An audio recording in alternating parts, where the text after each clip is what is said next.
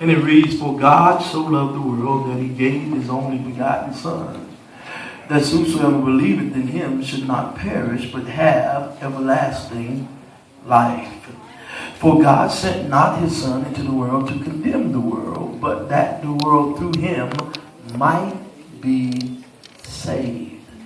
And if we leave with your topic of thought, just piggybacking on the theatrical ministry, it would be the gift. The gift. The gift.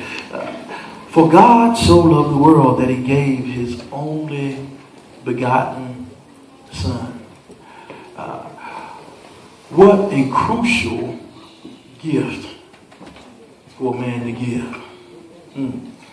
I want to just come and just hit 3 quick points, and then we're going to close on and go on home. But point number 1 is salvation is free. Amen. Now some will debate this, but salvation is free. The Bible says, "For God so loved the world that he gave his only begotten Son." Watch this. The Bible says he gave.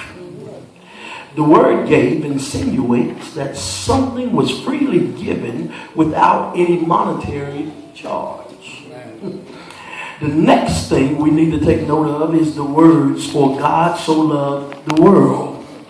God loved us all to such an extreme that he was willing to make the ultimate sacrifice of rendering the world his only Son for the atonement of our sin.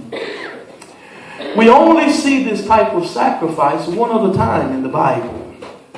And this is through the willingness of Abraham when it comes to the sacrifice of his son Isaac.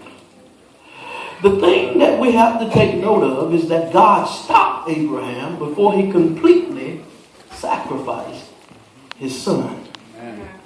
I feel that he stopped him because he wanted to see how far Abraham would go in regards to being obedient to his command.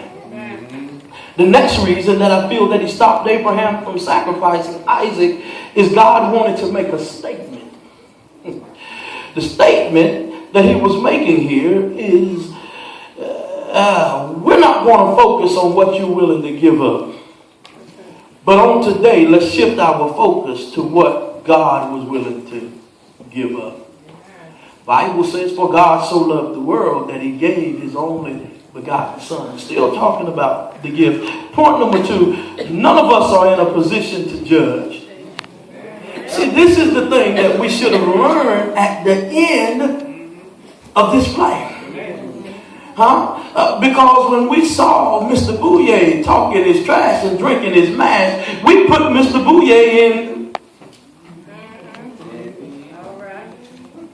I can't get no help. Don't nobody want to talk to me, Mr. Bouye, but I'll go ahead and let you know that some people put you in a bad place.